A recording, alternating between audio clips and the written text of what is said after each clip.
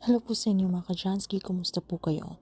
At ngayong araw na ito ay meron na naman po tayong bagong ipapahagi sa inyo na kung saan ito po ay mga simpleng paraan para mas lalo pang maka-attract ng good luck na yan sa saping yaman man o pananalapi. So bago po ang lahat ay nais ko lang po i-promote sa inyo para po sa mga gusto ng mga pampaswerte sa inyong mga negosyo, sa inyong mga trabaho, sa inyong mga career, or kung kayo po ay mahilig maglaro ng anumang uri ng sugal, meron po tayong pampaswerte dyan. Para po sa mga interesado ay mag-PM naman po kayo sa akin. At syempre kapag ginagawa po natin ang ganitong ritual ay kinakailangan malakas po ang inyong paniniwala rito na kayo po ay hindi nag-aalinlangan para hindi po masayang ang inyong oras. So dito po sa ating ritual kakailanganin po natin dito nang gana makita nyo po sa ating larawan, asin, dito po ay mapisa na kung ano man po yung mga gusto natin i-manifest para po yung mga hadlang na yan, okay?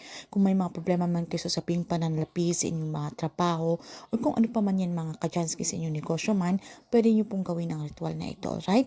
So itong asin ay isa po sa napakamabisa kung ano man po yung mga hadlang sa ating mga kahilingan. And of course, ito pong dahon ng laurel, 3 kapiraso pong dahon ng laurel, ito po ay malakas mag-attract ng swerte o humatak ng swerte na yan.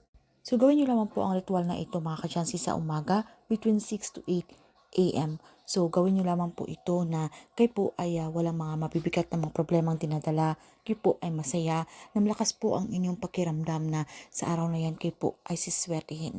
Dahil kung kayo po ay negatibo, so ito po ay mawawalan ng bisa, okay?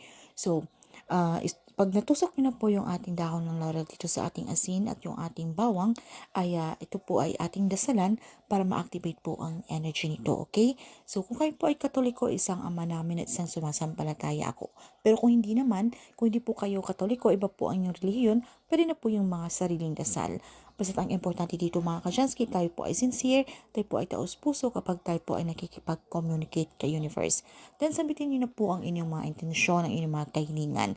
So kahit ano pa man yan mga ka-Jansky, halimbawa po sa pamamagitan po ng mga pampaswerteng ito ay kung ano man po yung aking problema sa usaping pananalapi, or kung meron po kayong gustong i-manifest na meron po kayong amount ng pera na halimbawa 50,000 para mabayaran niyo na po ang inyong mga utang, or ito po ay gagamitin niyo po sa panimula ng inyong mga negosyo, okay? So kahit ano pa man yan mga ka-Jansky. And then after niyo sambitin ang inyong mga intensyon ay inyo pong i-claim, i-affirm sa inyong mga sarili ang mga swerteng darating. Sabitin niyo lamang po yung ating mantra. Thank you universe. Now I'm ready to receive the blessings.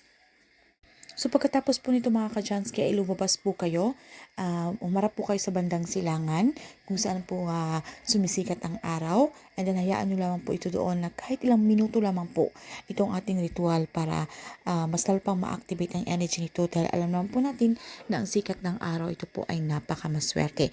Ito po ay galing sa kalikasan at ito po ay nabibigay sa atin ng liwanag. Ito po ay sumisimbolo ng pag-asa. So kahit ilang minuto lamang po mga ka-Jansky, at pagkatapos pwede nyo po itong ilagay sa inyong mga front door o sa inyong mga main door, okay? Sa harapan. Pwede nyo po itong ilagay sa gilid.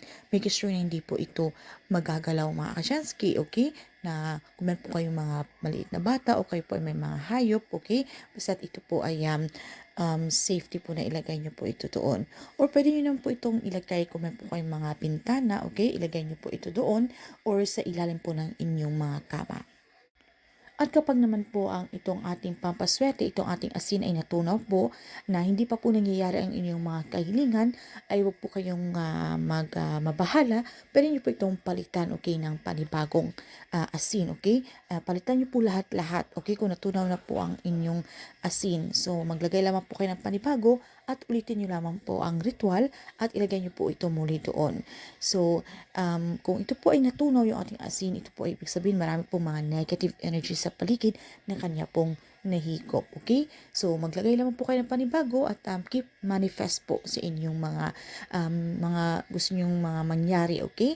Na mga wishes, inyong mga kahilingan na yan na hindi po nangyayari-yari dahil feeling nyo po kayo po ay kinakapitan ng kamalasan.